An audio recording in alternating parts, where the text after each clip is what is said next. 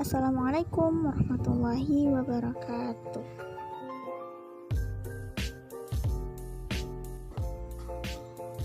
Halo semuanya, perkenalkan kami dari kelompok 2 yang terdiri dari Andi Nur Hikmah, Muhammad Agus Alisar, Nurul Ainun Kolbi, dan Zulfia.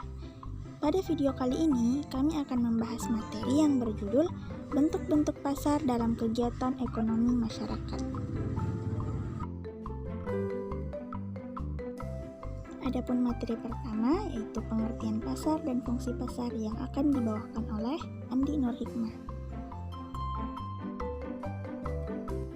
1. Pengertian pasar. Semula, pasar merupakan suatu tempat di mana para penjual dan pembeli dapat bertemu untuk melakukan jual beli barang. Transaksi jual beli tidak lagi hanya dilakukan di pasar, tetapi bisa di toko, kios pusat perbelanjaan supermarket, mall, dan lain sebagainya. 2. Fungsi pasar dan peran pasar. Keberadaan pasar mempunyai fungsi yang sangat penting, diantaranya A. Pasar sebagai sarana distribusi. Berfungsi memperlancar proses penyaluran barang atau jasa dari produsen ke konsumen. Sebaliknya, pasar dikatakan tidak berfungsi baik jika kegiatan distribusi seringkali macet. B. Pasar sebagai pembentuk harga. Pasar merupakan tempat pertemuan antara penjual dan pembeli. Di pasar tersebut, penjual menawarkan barang-barang atau jasa kepada pembeli. Dengan demikian, pasar berfungsi sebagai pembentuk harga.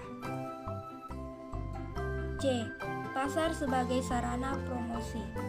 Promosi dilakukan untuk menarik minat pembeli terhadap barang atau jasa yang diperkenalkan.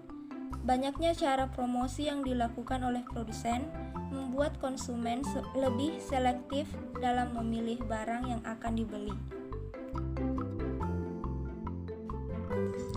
Adapun materi yang kedua yaitu syarat terjadinya pasar. Syarat terjadinya pasar. Yang pertama, adanya penjual dan pembeli. Yang kedua, adanya barang dan jasa yang diperjualbelikan. Yang ketiga, adanya transaksi antara penjual dan pembeli atau transaksi jual beli. 4. Adanya media atau tempat untuk interaksi penjual dan pembeli. Nah, sekarang adalah materi yang terakhir, yaitu bentuk-bentuk pasar. Bentuk-bentuk pasar ini terbagi menjadi 4 bagian. Yang pertama, yaitu bentuk pasar menurut sifat atau wujud barang dan cara penyerahannya. Yang kedua, yaitu bentuk pasar menurut luas wilayah kegiatannya. Yang ketiga, bentuk pasar menurut organisasi di pasar atau hubungan antara pembeli dan penjual. Dan yang keempat, yaitu bentuk pasar menurut jenis barang yang diperjualbelikan. 1. Bentuk pasar menurut sifat atau wujud barang dan cara penyerahannya. Berdasarkan sifat barang dan cara penyerahannya, pasar dibedakan menjadi A. Pasar konkret. Pasar konkret yaitu pasar di mana barang yang diperjualbelikan benar-benar ada dan penjual dan pembeli bertemu langsung. Ciri-ciri pasar konkret yaitu 1. Transaksi dilakukan secara tunai. 2. Barang dapat dibawa atau diambil saat itu juga. 3. Barang yang diperjualbelikan benar-benar ada atau nyata. 4. Penjual dan pembeli bertemu langsung. B. Pasar abstrak. Pasar abstrak yaitu pasar di mana barang yang diperjualbelikan tidak tersedia secara langsung dan antara penjual dan pembelinya tidak bertemu secara langsung. Ciri-ciri pasar abstrak yaitu 1. Penjual dan pembeli berada di tempat yang berbeda dan berjauhan jaraknya. 2. Transaksi dilandasi oleh rasa saling percaya. 3. Barang yang diperjualbelikan tidak tersedia, hanya contoh saja. 4. Transaksi dilakukan dalam partai besar. Contoh pasar abstrak yang lagi tren terutama bagi masyarakat kalangan atas sekarang ini adalah belanja barang secara online lewat internet. 2. Bentuk pasar menurut luas wilayah kegiatannya. Berdasarkan luas wilayah kegiatannya, pasar dapat dibedakan menjadi 4. Yang pertama, A. Pasar regional. Pasar regional adalah pasar yang daerah pemasarannya meliputi beberapa negara pada wilayah tertentu.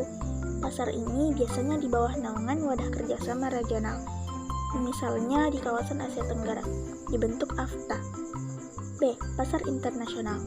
Pasar internasional adalah pasar yang daerah pemasarannya mencakup seluruh kawasan dunia. Pasar ini juga disebut pasar dunia karena menjual produk-produk yang dibutuhkan oleh semua masyarakat dunia. Misalnya, kopi di Brazil, pasar Wall di Sydney, Australia. C. Pasar lokal.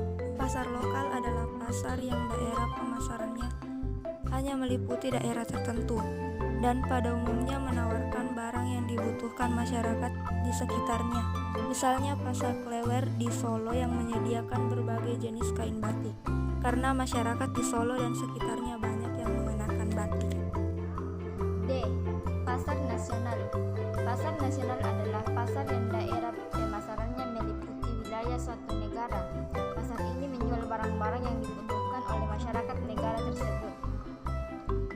Bentuk pasar menurut organisasi pasar atau hubungan antara pembeli dan penjual.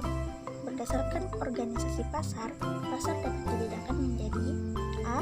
Pasar persaingan sempurna atau perfect competition market. Pasar persaingan sempurna adalah pasar yang terdapat banyak penjual dan pembeli, sehingga harga tidak bisa ditentukan oleh masing-masing penjual atau pembeli. B. Pasar persaingan tak sempurna atau imperfect competition market. Pasar persaingan tidak sempurna adalah pasar di mana jumlah pembeli lebih banyak dibandingkan dengan jumlah penjualnya, sehingga pasar dikuasai oleh satu atau beberapa penjual saja.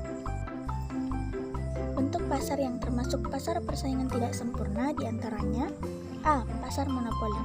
Pasar monopoli ialah pasar yang dikuasai sepenuhnya oleh penjual. Penjual mempunyai kekuasaan yang mampu memaksakan kemauannya, baik dalam bentuk harga, volume, tempat, maupun waktu pembelian barang yang akan dijualnya. Penyebab timbulnya pasar monopoli antara lain: 1. Ditetapkan oleh pemerintah berdasarkan undang-undang. 2. Penggabungan dari berbagai perusahaan. Yang ketiga, adanya hak cipta atau hak paten atas hasil karya seseorang yang diberikan kepada suatu perusahaan. B. Pasar duopoli. Pasar duopoli yaitu pasar di mana penawaran suatu barang dikuasai oleh dua perusahaan. Contoh, penawaran minyak pelumas yang dikuasai oleh Caltex dan Pertamina. Ciri-ciri pasar duopoli yaitu 1. Terdapat dua penjual dan banyak pembeli. 2. Harga ditentukan secara sepihak oleh kedua penjual baik dengan kesepakatan atau tidak. C. Pasar oligopoli. Pasar oligopoli ialah pasar di mana beberapa perusahaan menguasai penawaran satu jenis barang. Beberapa perusahaan yang menguasai pasar ini saling memengaruhi satu sama lain. D. Pasar monopolistik.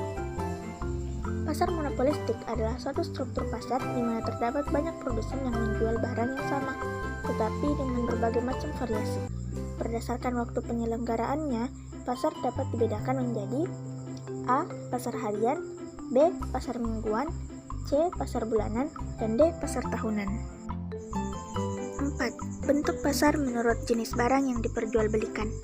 Berdasarkan jenis barang yang diperjualbelikan, pasar dibedakan menjadi dua. Yang pertama, pasar barang distribusi. Pasar barang distribusi adalah pasar yang menjual faktor-faktor produksi, misalnya bursa tenaga kerja, pasar modal, pasar mesin-mesin produksi, dan lain-lain. B. Pasar barang konsumsi. Pasar barang konsumsi adalah pasar yang menjual barang-barang yang secara langsung dapat dikonsumsi atau dipakai. Contohnya pasar buah, pasar ikan, pasar pakaian, dan lain-lain.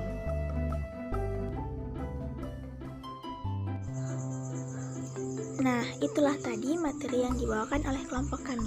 Jika ada kesalahan, mohon dimaafkan ya. Thank you. Wassalamualaikum warahmatullahi wabarakatuh.